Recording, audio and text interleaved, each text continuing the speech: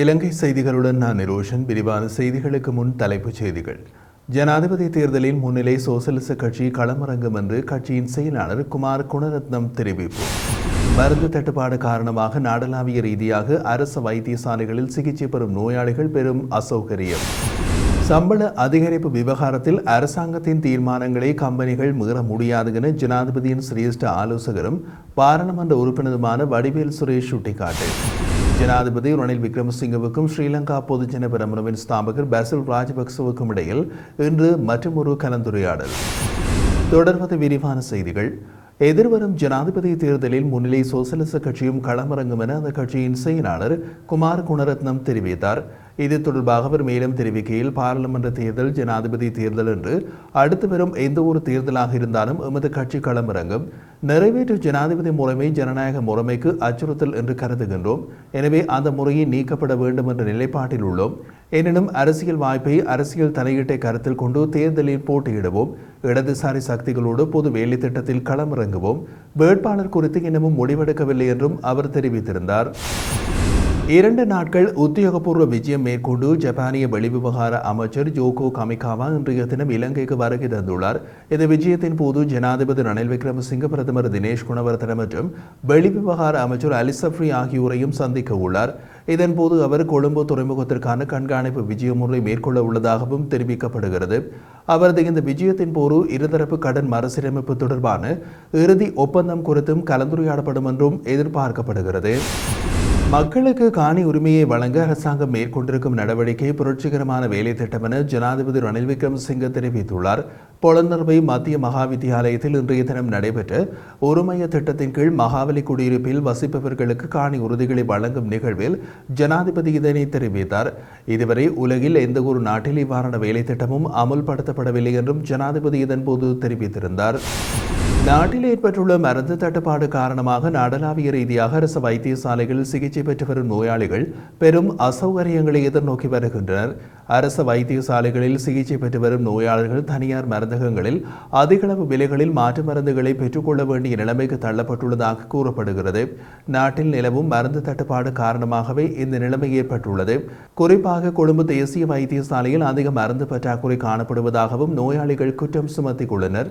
மேலும் தனியார் மருந்தகங்களில் மருந்துகளை கொள்வனவு செய்ய வேண்டிய சூழ்நிலை ஏற்படுவதால் பொருளாதார ரீதியில் பின்தங்கியுள்ள நிலையில் உள்ள குடும்பங்களின் நோயாளிகள் கூடுதல் சுமை ஏற்படுத்தப்பட்டுள்ளதாகவும் தெரிவிக்கப்படுகிறது. குழந்தைகள், வயது வந்தோருக்கான சிறுநீரக பையில் மேற்கொள்ளப்படும் சிகிச்சை முறைமைகளுக்கு பயன்படுத்தப்படும் மருந்துகள் மற்றும் எமோக்சிலின் போன்ற மருந்துகளுக்கு அதிக தட்டுப்பாடு நிலவுவதாகவும் தெரிவிக்கப்படுகிறது. இந்த நிலையில் இந்த பற்றாக்குறையை நிவர்த்தி செய்வதற்கு மாற்று மருந்துகளை பயன்படுத்த முடியும் என மருத்துவ சேவைகளின் பிரதி பணிப்பாளர் நாயகம் வைத்தியர் ஜி விஜயசூரிய தெரிவித்துள்ளார். குறிப்பிட்ட சில மருந்துகளில் 20 முதல் 30% பற்றாக்குறை காணப்படுவதாக அரசாங்க மருந்தாளர்கள் சங்கத்தின் தலைவர் துஷார ரணதேவ தெரிவித்துள்ளார். ஜனாதிபதி தேர்தலில் போட்டியிடுவதற்கு நாமல் ராஜபக்ச இன்னும் சில காலம் பொறுத்திருக்க வேண்டும் என ஸ்ரீலங்கா பொதுஜன பெரமுனவின் முன்னாள் தலைவர் மஹிந்த ராஜபக்ச தெரிவித்துள்ளார். கொழும்பு வெள்ளவத்தை பிரதேசத்தில் நேற்று இடம்பெற்ற சமய நிகழ்வொன்றின் பின்னர் ஊடகங்களுக்கு கருத்து தெரிவிக்கும் போது அவர் மேற்கண்டவாறு தெரிவித்தார். இது தொடர்பாக அவர் மேலும் தெரிவிக்கையில், எதிர்வரும் ஜனாதிபதி தேர்தலில் வெற்றியிடக்கூடிய வேட்பாளரையே பொதுஜன பெரமுன களமிறக்கும். அதேவேளை தற்போதைய ஜனாதிபதி ரணில் விக்ரமசிங்கே எதிர்வரும் ஜனாதிபதி தேர்தலுக்கான பொதுஜன பெரமுனவின் கட்சியின் ஆதரவை கோரவில்லை எனவும் அவர் வலியுறுத்தினார். எனினும் அது தொடர்பான தீர்மானத்தை கட்சி எடுக்க வேண்டும் எனவும் அவர் குறிப்பிட்டார். அதேவேளை ஜனாதிபதி வேட்பாளர் இளைஞராகவோ அல்லது நடுத்தர வயதுடையவராகவோ இருக்கலாம் எனவும் முன்னாள் ஜனாதிபதி குறிப்பிட்டுள்ளார். வாக்காளர்களுக்கு லஞ்சம் வழங்குவதற்காக அரசாங்கம் அரசு சொத்துக்களை பயன்படுத்துகிறது என தேர்தல் கண்காணிப்பு அமைப்பான பெப்ரல் தெரிவித்துள்ளது. தேர்தலுக்கான இன்னமும் சில மாதங்களே இருக்கையில் அரசாங்கம் அரசு சொத்துக்களை தவறாக பயன்படுத்துகிறது என பெப்ரல் அமைப்பின் நிறைவேற்று பணிப்பாளர் ரோஹன ஹெட்டியாராச்சி தெரிவித்துள்ளார். ஜனாதிபதி தேர்தலை நோக்கமாக கொண்டு அரசாங்கம் பல திட்டங்களை முன்னெடுத்துள்ளது என்று தெரிவித்துள்ள அவர், வறிய மக்களுக்கு இலவசமாக அரிசி வழங்கும் திட்டத்தால் வரி செலுத்துவோரின் மில்லியன் கணக்கான பணம் வீணடிக்கப்படுகிறது என்றும் குறிப்பிட்டார். அபிவிருத்தி நடவடிக்கைகளுக்காக ஒவ்வொரு உள்ளூராட்சி பகுதிக்கும் அரசாங்கம் 10 மில்லியனை ஒதுக்கீடு செய்துள்ளது. மாகாண ஆளுநரின் விருப்பத்தின்படி இந்த நிதி பயன்படுத்தப்படும். ஆளுநர் ஜனாதிபதியின் நேரடி பிரதிநிதி எனவும் தெரிவித்துள்ள ரோஹன ஹெட்டியாராஜி, இது ஜனாதிபதி தேர்தலை மையமாக கொண்ட நடவடிக்கை என்பது வெளிப்படையான விடயம் என்றும் தெரிவித்துள்ளார். ஜூலை 31ஆம் தேதிக்குள் இந்த திட்டங்களை பூர்த்தி செய்யுமாறு ஜனாதிபதி உத்தரவிட்டுள்ளார். ஆகஸ்டில் ஜனாதிபதி தேர்தல் குறித்த அறிவிப்பு வெளியாகும். இதன் காரணமாகவே அரசாங்கம் ஜூலை 31ஆம் தேதிக்குள் இந்த திட்டங்களை பூர்த்தி செய்ய விரும்புகிறது என்று அவர் மேலும் தெரிவித்துள்ளார். பெருந்தோட்ட தொழிலாளர் சம்பள அதிகரிப்பு விவகாரத்தில் அரசாங்கத்தின் தீர்மானங்களை பெருந்தோட்ட கம்பெனிகள் மீறி நடக்க முடியாது என இலங்கை தேசிய தோட்ட தொழிலாளர் சங்க செயலாளரும் பெருந்தோட்ட விவகாரங்கள் தொடர்பான ஜனாதிபதியின் சிரேஷ்ட ஆலோசகரும் பாராளுமன்ற உறுப்பினருமான வடிவேல் சுரேஷ் தெரிவித்தார். ஜனாதிபதி ஊடக அமையத்தில் நடைபெற்ற ஊடகவியலாளர் சந்திப்பில் அவர் இதனை தெரிவித்திருந்தார். பல சுற்றுகளாக இடம்பெற்ற பேச்சுவார்த்தையின் பின்னர் பெருந்தோட்ட தொழிலாளர்களின் சம்பள அதிகரிப்பு தொடர்பிலான வர்த்தமானி அறிவித்தல் வெளியிடப்பட்டிருக்கிறது. ஆனால் இது தொடர்பாக சம்பள நிர்ணய சபையில் இடம்பெற்ற பேச்சுவார்த்தைகளில் பங்கெடுப்பதை முதலாளிமார் சம்மேளனம் தொடர்ச்சியாக புறக்கணித்து வந்தது. இது சம்பள விவகாரத்தில் தொழிலாளர்களை ஏமாற்றும் முயற்சியாகவே எமக்கு தெரிகிறது. ஆனால் தொழில் ஆணையாளரின் அதிகாரத்தை பயன்படுத்தி சட்டப்பூர்வமாக 1700 ரூபாய் சம்பள அதிகரிப்புக்கான வர்த்தமானி அறிவிப்பு வெளியிடப்பட்டிருக்கிறது. 1000 ரூபாய் சம்பள அதிகரிப்பு கூறிய போது முதலாளிமார் சம்பளம் இதுபோன்ற இழுத்தடிப்புகளையே செய்திருந்தது. அதற்காக அவர்கள் வெட்கி தலைகுனிய வேண்டும். டாலர் பெறுமதி அதிகரித்தால் தோட்ட கம்பெனிகள் அவர்களுக்கு கிடைத்த லாபத்தின் நிவாரணங்களை தொழிலாளர்களுக்கு வழங்காமல் தற்போது இழுத்தடிப்பு செய்வது நியாயமற்றது. இவ்வாறு கம்பெனிகள் அரசாங்கத்தின் தீர்மானங்களை மீறி நடக்க முடியாது. அதற்கான அதிகாரம் கம்பெனிகளுக்கு இல்லை. இப்போது உயர்மட்ட குழுவுடன் பேசி தீர்மானிப்பதாக பெருந்தோட்ட கம்பெனிகள் கூறுகின்றன. மொத்தமாக உள்ள 22 பெருந்தோட்ட கம்பெனிகளுக்கும் 5 மாத்திரமே சொந்தக்காரர்களாக உள்ளார்கள். இவர்கள் தேயிலைத்துறை மாத்திரமின்றி சுற்றுலா, சிறுபோக உற்பத்தி பயிர்கள், மாணிக்கக்கல் அகழ்வு தொழில் துறைகளிலும் வலுவாக செயல்படுகிறார்கள். அதே நேரம் சம்பள விவகாரத்தில் இழுத்தடிப்பு செய்யும் கம்பெனிகள் 20 கிலோ கொழுந்து நாளாந்தம் பறிக்கப்பட வேண்டியது அவசியம் என்ற நிபந்தனையை விதிக்கின்றன. ஆனால் ஊழியர்கள் அச்சமின்றி தொழிலுக்கு செல்லும் வகையில் கம்பெனிகள் தோட்டங்களை பராமரிப்பதில்லை. இந்த விடயத்தில் பெருந்தோட்ட தொழிலாளர்களும் தொழிற்சங்கங்களும் ஒற்றுமையாக இருந்து சம்பள அதிகரிப்பை பெற்றுக்கொள்ள முயற்சிக்க வேண்டும் என்று தெரிவித்திருந்தார். ஜனாதிபதி ரணில் விக்ரமசிங்கவுக்கும் ஸ்ரீலங்கா பொதுஜன பெரமுனவின் ஸ்தாபகர் முன்னாள் அமைச்சருமான பசில் ராஜபக்சவுக்கும் இடையிலான மற்றொரு சந்திப்பு இன்று நடைபெறுவதாக தெரிவிக்கப்படுகிறது. இருவருக்கும் இடையில் 5வது தடவையாக இடம்பெறும் இந்த சந்திப்பு கொழும்பு மககமசேகர மாவட்டத்தில் உள்ள ஜனாதிபதியின் உத்தியோகபூர்வ இல்லத்தில் இடம்பெறுகிறது.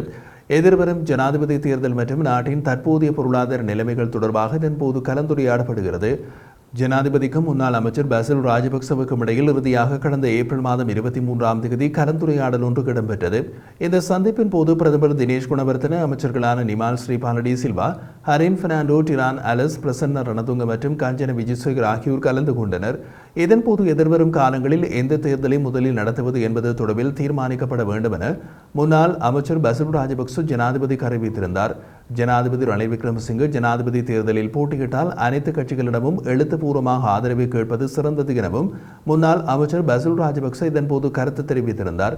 அத்துடன் அரசாங்கத்தின் பல செயற்பாடுகளை முன்னெடுக்க வேண்டியிருப்பதால் ஜனாதிபதி தேர்தலில் போட்டியிடுவது தொடர்பான தீர்மானத்தை எதிர்வரும் ஜூன் மாத இறுதியில் அறிவிக்க உள்ளதாக ஜனாதிபதி இந்த சந்திப்பின் போதும் தெரிவித்திருந்தார். புதிதாக அறிமுகப்படுத்தப்பட்டுள்ள விசா முறையினால் ஏற்பட்ட குழப்பம் மற்றும் விசா கட்டணங்களில் ஏற்பட்டுள்ள திடீர் அதிகரிப்பு காரணமாக இலங்கையில் நிர்ணயிக்கப்பட்ட சுற்றுலா பயணிகள் எண்ணிக்கை வெகுவாக குறைவடையலாம் என்று சுற்றுலாத்துறை தெரிவிக்கின்றது. அதன்படி இந்த ஆண்டில் இலங்கைக்கு 2.3 மில்லியன் சுற்றுலா பயணிகள் வருகை தர உள்ளதாக எதிர்ப்பு கூறப்பட்டிருந்த நிலையில் 2 மில்லியனுக்கும் குறைவான சுற்றுலா பயணிகள் வருகை தர வாய்ப்புள்ளதாக கூறப்படுகிறது. இலங்கையில் தற்போது விசா கட்டணங்கள் அதிகரித்திருப்பதால் இலங்கைக்கு வருகை தருவதற்கு மக்கள் விருப்பம் காட்டவில்லை என்றும் முன்பதிவு செய்த பயணிகளும் அவர்களது பதிவுகளை ரத்து செய்ய கோரியுள்ளதாகவும் இலங்கை சுற்றுலா செயற்பாட்டாளர் சங்கத்தின் துணைத் தலைவர் தெரிவித்துள்ளார். விசா கட்டணங்களில் ஏற்பட்ட அதிகரிப்பு சுமார் 25% அதிகமாக இருப்பதாகவும் 2 மில்லியன் சுற்றுலா பயணிகளின் வருகையினை கருதமிடத்து இது மொத்தம் 50 மில்லியன் அமெரிக்க டாலர்களாக வசூலிக்கப்படும் எனவும் கூறப்படுகிறது. இது முந்தைய காலங்களில் குறைந்த தொகையாக காணப்பட்டதாகவும் குறிப்பிடப்படுகிறது. இந்த நிலை தொடருமானால் குளிர்காலத்திற்கு பிறகு இலங்கையின் சுற்றுலாத்துறையின் வளர்ச்சி வேகத்தை விசா பிரச்சினை தடுக்கும் என்று இலங்கை சுற்றுலா செயற்பாட்டாளர் சங்கத்தின் அதிகாரிகள் தெரிவித்துள்ளனர். கடந்த ஏப்ரல் 17ஆம் தேதி முதல் இந்த புதிய விசா நடைமுறைக்கு வந்ததிலிருந்து நாட்டின் சுற்றுலாத்துறை பாதிக்கப்பட்டுள்ளது. இந்த நிலையில் இது தொடர்பாக குடிவரவு குடியகழ்வு திணைக்களத்தோடு பேச்சுவார்த்தைகள் நடத்தப்பட்டுள்ளதாகவும் கூறப்பட்டுள்ளமை குறிப்பிடத்தக்கது.